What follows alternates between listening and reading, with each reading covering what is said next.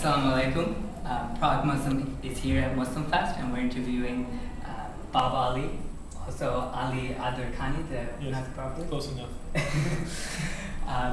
We're here to know Baba Ali more than the characters he personifies in all his shows and his videos. We're here to know him as the Muslim entrepreneur that he is. So, just some first questions about what people know you as.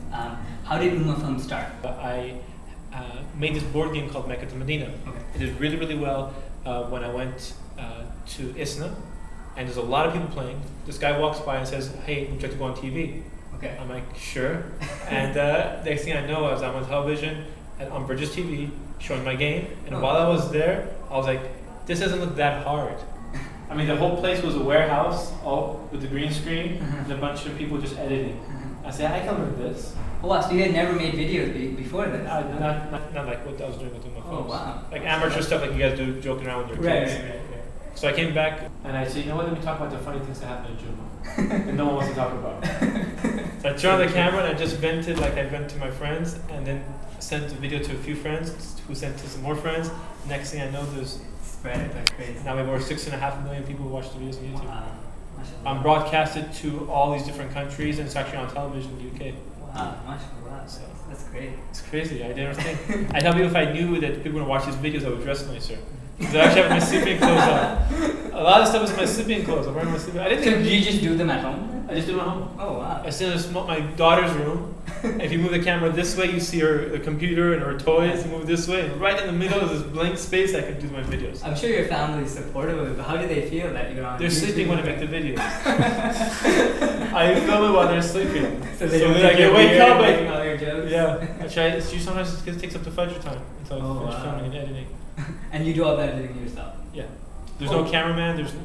Which actually has a drawback because I record an entire episode and forgot to press the record button, or I forgot to turn on the mic. So, Wow, that's great. And you edit it all on yourself? all of a sudden. What technology do you use? The way I actually learned all this stuff was I used the internet Okay. to learn, and the way I used the internet was this website called VTC.com, Okay.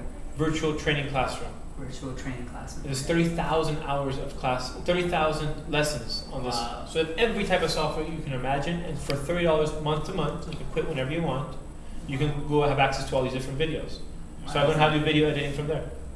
Cool. And regarding the equipment, I found this I found a bunch of websites that talk about equipment. But the guy who actually taught me some basic principles of filming was this izzyvideo.com. Okay. IZZYvideo.com. Is that somebody you knew, but it was No, just I just another found out online resource? Yeah. Okay. That's for 6 months. You can get enough how to be a filmmaker for like $45 Wow, for 6 months. that's great. Unlimited access to all those videos. Wow. There's over 100 videos. So you really learn really quick that way. And then you learn asking people around what kind of camera is good. So do you do this just all on your laptop? Do you use a specific software? I do on a Mac. Okay. I found the Mac software Final Cut Pro is pretty easy. Okay. So as soon as I got an Apple because I heard about Final Cut Pro. Oh, okay. And then it became so easy for me. I said, okay, I'm getting another Mac. And then I got a laptop, so I became the Apple guy. So Mecca to Medina, I actually met you 2 years ago when you were at Muslim Fest here, and you were mentioning how well that was selling. Yeah. So was Kalimaat just based off how well that did, or why Kalimaat? I want to way when Mecca to Medina started, some guy knocked on my door, which was Okay. my Muslim neighbor, knocked on my door and said, "Do you have any games?" Okay. We And he has children. No, this is like a teenager. Oh, okay. So we have Muslims next. We have friends over, and we want to play a game. Do you have any board games? I'm like, I don't play board games. Let me go check. I look in my drawer. I'm like, I found Monopoly. And I don't know if it's even mine. It's like brand new. You know how you go to school and it makes that sound. Yeah. The board was like brand new. I'm like, dude, you have Monopoly.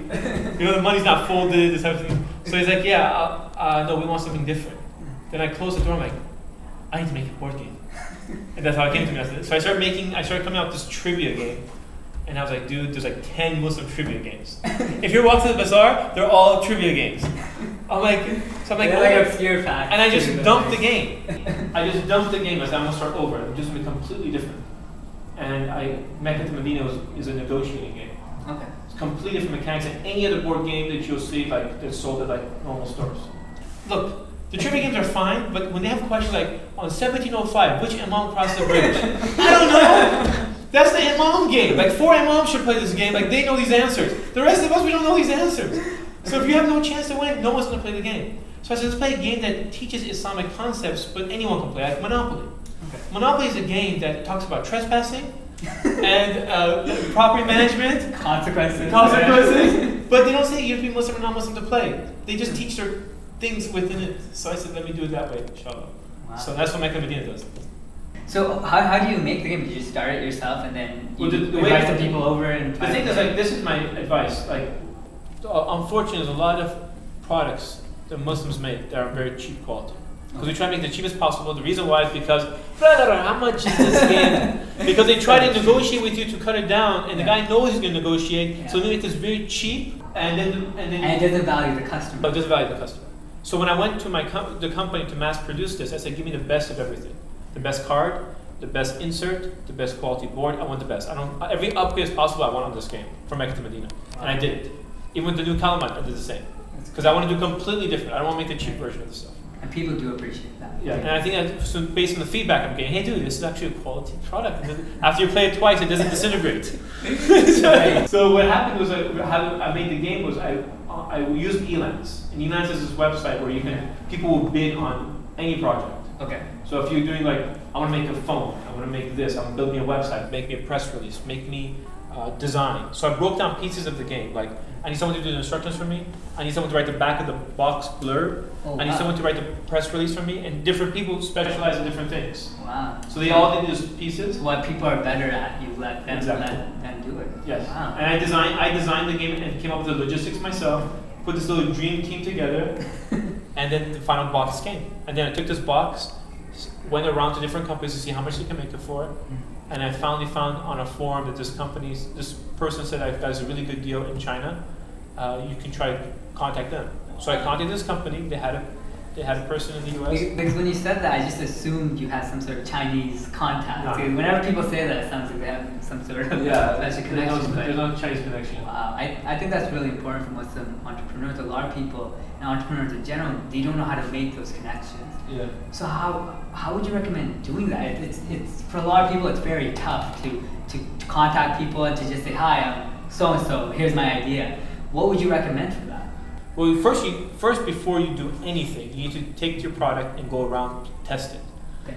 Mecca to Medina. People you know. Yeah, Mecca to Medina. I've played the game with my wife one time. I think. I'm not a big fan of the game. So people are like, dude, why'd you make it? I thought you loved the game. I said, no. If I make something for myself, I'll make one, not thousands of them. Right. I made it because I thought Muslims would buy it, and I think this is what they like. And so you tried it on Muslims. Yeah. So I took it to kids, you guys play. Took it to adults, you play. I took it to uncles, the uncle only game. And there's only. How did uncles respond? They actually had really good. They actually chai and everything. Oh, that was fun. They really get into it. I gave it to sisters and sisters. You guys play it.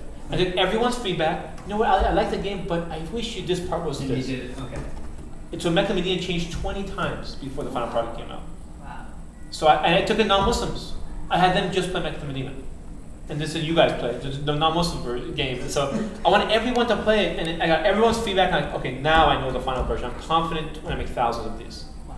So now that I know the final version, I broke it down to have someone design it, someone do this, someone do this, someone do this, and that's the same thing with Kalimaat.